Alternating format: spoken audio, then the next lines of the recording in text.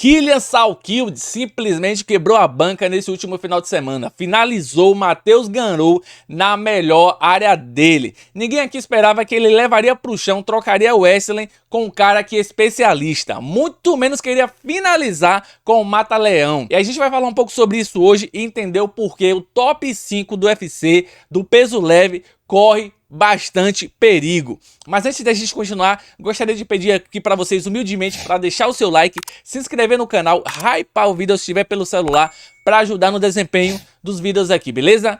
Conto com a ajuda de todos, bora pro vídeo. Bem, meu amigo, antes desse combate acontecer, ninguém esperava que ela ia se desenrolar da forma que aconteceu. Eu sou uma dessas pessoas que não acreditava que o Killian iria aceitar o jogo de chão do Matheus Gamrot, especialmente pela qualidade e as habilidades do Gamrot na luta agarrada. Porém, ele fez exatamente isso, aceitou o jogo, trocou o chão e conseguiu pegar as costas ali, conectou alguns golpes. Depois encaixou um Mata-Leão justíssimo, não deixando alternativas para o Gamrot a não ser das 3 batidinhas de desistência. Claramente uma passada de bastão executada com sucesso. Essa vitória coloca o Salkilds em uma posição excelente. O próprio UFC ficou impressionado. A prova disso é que deram a ele o bônus de performance da noite. Durante a coletiva de imprensa, ele revelou que quer voltar o quanto antes, se possível em novembro. Apesar de que, aparentemente, ele lesionou o joelho durante a troca de grappling ali com o Gamrot. Tá sentindo dor, vai precisar verificar o que aconteceu ali,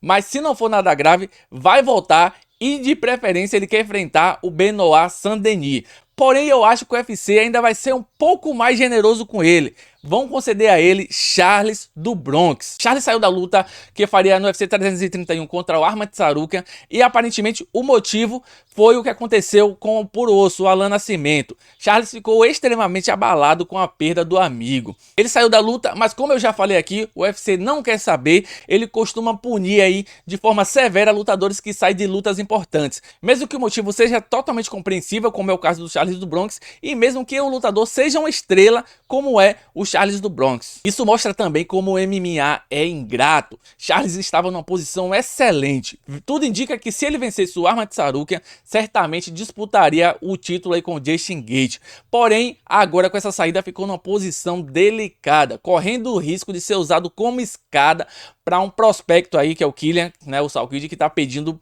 passagem na categoria. Mas quer saber? Eu acho que o Charles é muito melhor do que o Salkilds em todas as áreas. Eu sei, todo mundo estava falando isso com o Gamrot, que era um passo muito grande para o garoto, e a gente viu o que aconteceu. Porém, com o Charles o nível é muito mais alto. Mas ainda assim, não deixam de ser uma luta perigosa, aquela luta com pouca recompensa e altíssimo perigo. Mas o que você acha? Em um possível duelo entre Charles do Bronx e Killian Salkilds, quem seria o favorito? Quem levaria melhor? Quem teria o braço levantado no final da luta? Será que Charles seria engolido pela juventude, pela nova geração, ou pararia o hype do garotão? Deixa sua opinião aqui nos comentários. Outra luta desse mesmo card que eu também quero falar é a luta do Manuel Souza, o Mano Mito. Se você não sabe quem é Mano Mito, é aquele cara que já lutou com o Maurício Ruff, nocauteou, e ele entrou no UFC aí com certo hype, justamente por esse motivo, por já ter nocauteado o Maurício Ruff, que nesse período estava com o nome ainda mais em alta, né? Porque ele não tinha perdido um pouco da hora dele, pois não tinha lutado ainda com o Benoit Saint-Denis. E aí o Mano Mito acabou roubando um pouco dessa aura aí do Maurício Ruff.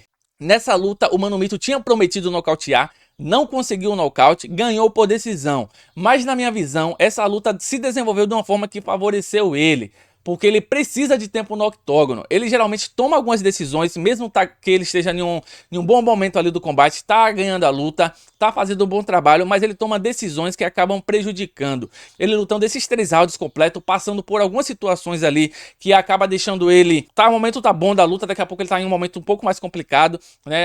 Passar uns apertos dentro do octógono, essa que é a verdade.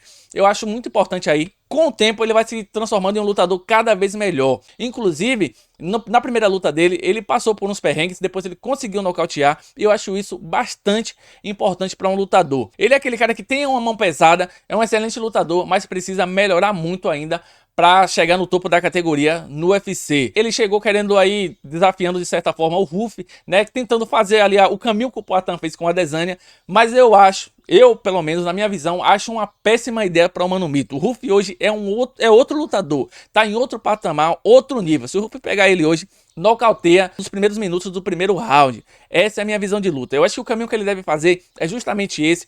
Tá fazendo 3 rounds com um ali, nocauteando o outro ali, adquirindo experiências. Ele é muito talentoso, mas precisa melhorar muito o seu desenvolvimento dentro do octógono, né? A sua inteligência ali, o seu QI e tomar decisões melhores dentro do octógono. Durante a entrevista pós-luta, ele falou que não estava com o campo completo, que não conseguiu criar uma estratégia ali adequada para o seu adversário. Mas, na minha visão, ele estava melhor. Um cara que o nível é muito abaixo do dele, mas ele não, como eu já falei, não consegue ter uma boa leitura do octógono, mas com o tempo ele vai se tornar o lutador necessário aí para de repente estar disputando aí a vaga dele, cavando a vaga no topo da categoria.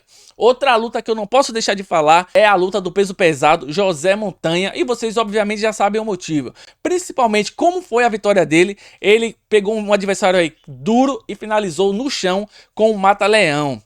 Não é comum esse tipo de finalização no peso pesado, e também por seu corner ser composto por Rafael do MMA Hoje e o Henrique Origuchi, o especialista, né, o cara que faz aí as análises junto com ele lá no canal do MMA Hoje e também no MMA Brasil. O Rafael, todo mundo aqui conhece, é um produtor de conteúdo, né? Não é treinador. O Henrique também, apesar de ser um especialista em mapeamento dos lutadores ali, ele não tem experiência como corner, né? Nunca lidou. Foi a primeira vez deles ali e uma experiência que provavelmente eles vão carregar para a vida toda ali, pois saíram com resultado positivo. Essa vitória do Montanha fez muito barulho, então olho nesse cara. O seu oponente, o Sutherland, não é um cara ruim, inclusive já foi campeão de outras organizações. Mas o Montanha mostrou que tem nível do UFC, é novo, vão trabalhar a carreira dele aí de uma forma que ele consiga se consagrar no peso pesado. Parabéns ao Rafa, parabéns ao Henrique, fez um belo trabalho ali e trouxe um belo show pra dentro do octógono. O que é que você achou da vitória do Montanha? O que é que você achou do Mano Mito, da luta do Mano Mito também? Deixa a sua opinião aqui nos comentários, deixa o like, hype o vídeo, se inscreve no canal. Até o próximo conteúdo, valeu rapaziada, tamo junto!